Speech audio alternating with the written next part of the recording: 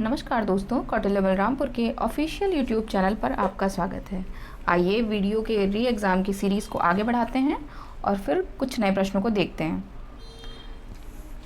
तो आज का हमारा पहला प्रश्न है, अकबरनामा किसने लिखा?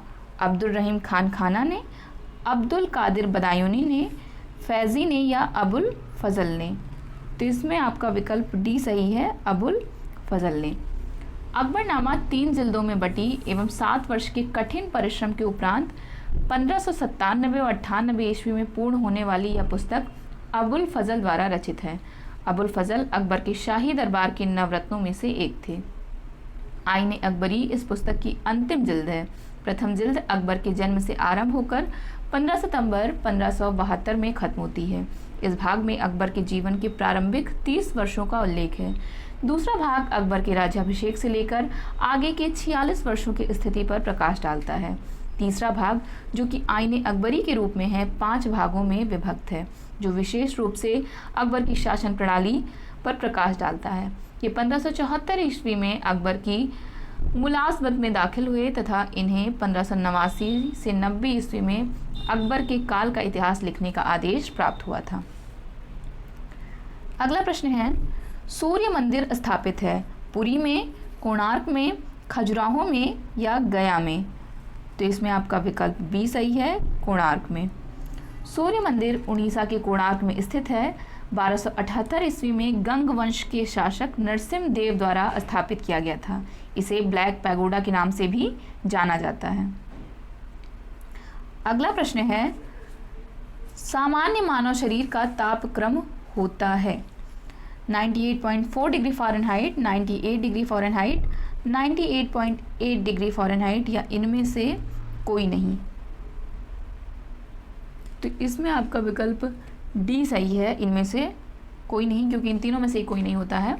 1861 ईस्वी में जर्मन चिकित्सक Carl Reinhold August Wunderlich ने 1 लाख व्यक्तियों के तापमान रिकॉर्ड के बाद घोषित किया था कि सामान्य मनुष्य के शरीर का तापक्रम औसतन 98.6 फ़ारेनहाइट अथवा 37 डिग्री सेंटीग्रेड होता है। -40 डिग्री सेंटीग्रेड वह तापक्रम है जिस पर सेंटीग्रेड व फ़ारेनहाइट पैमाना समान पठन प्रदर्शित करता है।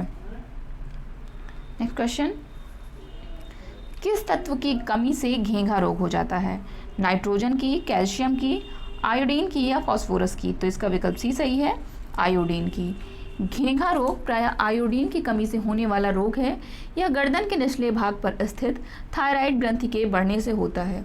हमारे शरीर के अंदर थायराइड ग्रंथि के हार्मोन थायरॉक्सिन की कमी के कारण गला सूज जाता है, इसीलिए हमेशा आयोडीन युक्त नमक खाना चाहिए।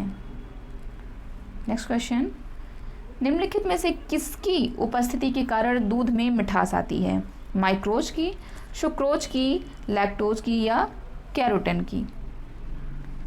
तो इसमें आपका विकल्प सी सही है, थोड़ा सा मिसप्रिंट हुआ है, लैक्टोज की। लैक्टोज प्राकृतिक शर्करा है। यह एक कार्बोहाइड्रेट है जो दूध में पाया जाता है और यही दूध के मिठास का कारण होता है।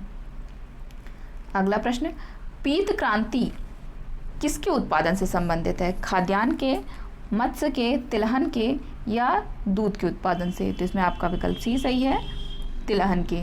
हरित क्रांति ने खाद्यान्न उत्पादन के मामले में एक महत्वपूर्ण उपलब्धि अर्जित की है। कृषि क्षेत्र में इसी अनुसंधान और विकास की अगली कड़ी पीली क्रांति यानी येलो रेवोल्यूशन है।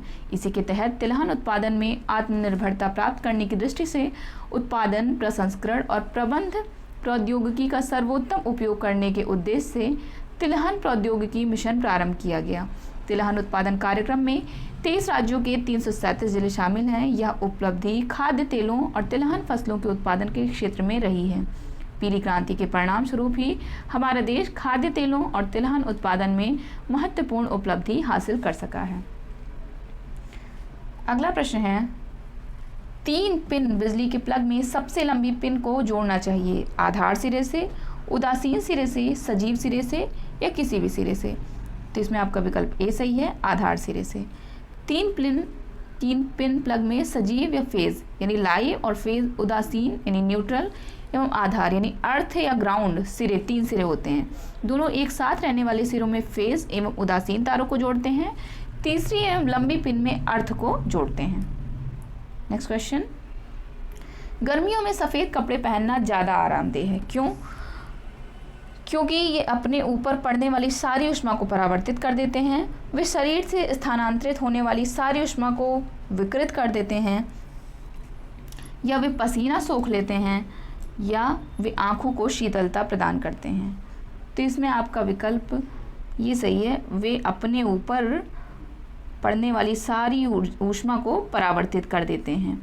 प्रकृति के विभिन्न रंगों में अलग अलग विशेषता पाई जाती है। काला रंग ऊष्मा को सर्वाधिक अवशोषित करता है, जबकि सफ़ेद रंग में ऊष्मा को परावर्तित करने की सर्वाधिक क्षमता पाई जाती है। गर्मियों में सफ़ेद कपड़े पहनने से आराम मिलता है, क्योंकि ऊष्मा परावर्तित होने से हमें गर्मी कम लगती है। गरीबी उन्मूलन का नारा किस पंचवर्षीय योजना में दिया गया था? द्वितीय पंचवर्षीय योजना, चतुर्थ पंचवर्षीय योजना, पंचम पंचवर्षीय योजना या छठी पंचवर्षीय योजना? तो इसका विकल्प सी सही है, पंचम पंचवर्षीय योजना। पांचवी पंचवर्षीय योजना 1 अप्रैल 1974 को प्रारंभ हुई तथा 31 मार्च 1979 को समाप्त होनी थी। यह योजना जनता सरकार द्वारा 1 वर्ष पूर्व ही समाप्त घोषित कर दी गई थी। इस योजना का मुख्य उद्देश्य गरीबी का उन्मूलन और आत्मनिर्भरता था।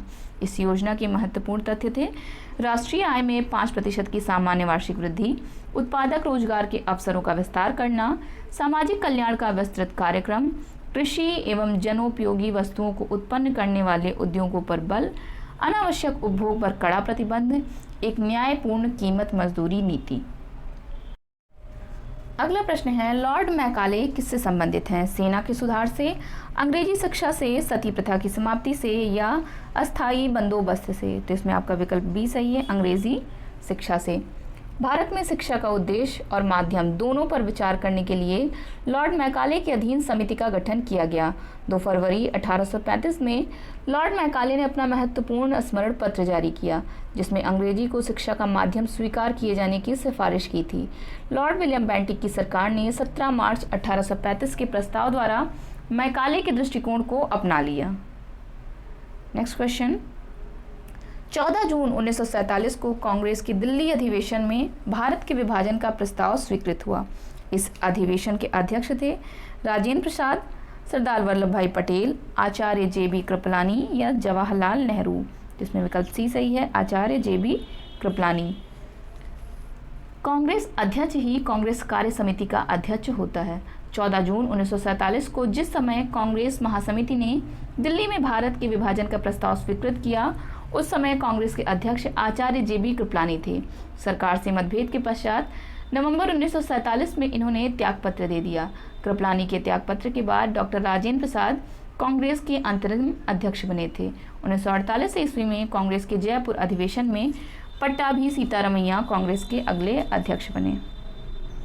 अगला प्रश्न, किसने कहा था मेरी पीठ पर किया जाने वाला प्रत्येक प्रहार ब्रिटिश साम्राज्य के कफन में एक कील सिद्ध होगा? लाला लाजपत राय, चंद्रशेखर आजाद, भगत सिंह या बाल गंगाधर तिलक? तो इसमें विकल्प ए सही है, लाला लाजपत राय ने कहा था। मेरे शरीर पर पड़ी एक एक लाठी की चोट ब्रिटिश साम्राज्य के ताबूत पर एक एक कील साबित होगी। ये उद्गार महान स्वतंत्रता सेनानी लाला लाजपत राय द्वारा 30 अक्टूबर 1928 ईस्वी को साइमन कमीशन का विरोध करने के समय लाहौर के तत्कालीन अंग्रेज पुलिस अधीक्षक स्कॉट द्वारा उन पर लाठियों से प्रहार के फलस्वरूप घायल होने के समय कहे गए थे। लाला लाजपत राय की मृत्यु इसी घटना के 18 दिन बाद लाठियों से घायल होने के कारण 17 नवंबर 1928 ईस्वी को हुई थी। निम्नलिखित में से कौन सा एक भारत का प्राकृतिक बंदरगाह नहीं है? कांडला, चेन्नई, पारादीप या मुंबई? तो इसमें आपका विकल्प बी सही है, चेन्नई। भारत का सबसे बड़ा प्राकृतिक बंदरगाह मुंबई है। चेन्नई बंदरगाह की गणना सर्वाधिक प्राचीन बंदरगाहों में की जाती है। विशाखापट्टनम देश का सर्वश्रेष्ठ प्राकृतिक बंदरगाह है। कांडला गुजरात एक ज्वारीय बंदरगाह है, यहाँ मुक्त व्यापार क्षेत्र स्थापित किया गया है। पारादीप उड़ीसा बंदरगाह उड़ीसा तट पर महानदी के डेल्टा क्षेत्र में स्थापित किया गया है। नेक्स्ट क्वेश्चन है, भारत में जूट का सर्वाधिक क्षेत्रफल है? असम राज्य में, बिहार राज्य में, पश्चिम बंगाल राज्य में या मेघालय राज्य में? तो इसमें आपका विकल्प सी सही है। इस क्वेश्चन में काफ़ी मिसप्रिंट है, पश्चिम बंगाल राज्य में। जूट एक प्रमुख रेशेदार फसल है। इसके रेशों से बोरे, रस्सियाँ, कालीन, कपड़े आदि बनाए जाते हैं। जूट की उत्तम कृषि के लिए 25 डिग्री से 35 डिग्री सेंटीग्रेड का तापमान, 100 सेंटीमीटर से 200 सेंटीमीटर की वर्षा, दोमट एवं नदियों की कशारी मिट्टी, स्वच्छ जल तथा सस्ता श्रम आवश्यक होता है। देश के 71% जूट का उत्पादन अकेले पश्चिम बंगाल में किया जाता है। यहाँ हुगली नदी का डेल्टाई क्षेत्र सबसे प्रमुख जूट उत्पादक क्षेत्र है। अन्य जूट उत्पादक राज्य हैं बिहार, झारखंड, असम, उत्तर प्रदेश, उड़ीसा, मध्य प्रदेश, छत्तीसगढ़ आदि। अगला प्रश्न है, वर्तमान समय में भारतीय संविधान के अंतर्गत संपत्ति का अधिकार एक अधिकार है, एक मौलिक अधिकार है, नैतिक अधिकार है और ये वैज्ञानिक अधिकार लिखा है, बल्कि वैधानिक अधिकार होना चाहिए था, इनमें से कोई नहीं। तो देखिए, मौलिक अधिकार पहले हुआ करता था संपत्ति का अधिकार, जो कि हटा दिया गया है। नैतिक अधिकार तो बिल्कुल नहीं है और ये है वैधानिक अधिकार है, ठीक, यानी लीगल राइट है। संविधान के प्रवर्तन के समय संपत्ति के अधिकार को मूल अधिकार के रूप में मान्यता दी गई थी और संविधान के अनुच्छेद 19(1)(g) तथा 31 में इस संबंध में प्रावधान किया गया था। संविधान के 44वें संशोधन द्वारा संविधान के अनुच्छेद 19(1) के क्लॉज 4 तथा 31 को निरस्त करके संपत्ति के मूल अधिकार को समाप्त कर दिया गया तथा इसी संशोधन द्वारा संविधान में अनुच्छेद 300 को जोड़कर संपत्ति के अधिकार को कानूनी यानी विधेयक अधिकार बना दिया गया। इस अनुच्छेद के अनुसार संपत्ति का अधिकार अब केवल कानूनी अधिकार है, जिसका तात्पर्य है कि राज्य को किसी व्यक्ति की संपत्ति को लेने का अधिकार है, लेकिन ऐसा करने के लिए उसे किसी विधि का प्राधिकार प्राप्त होना चाहिए।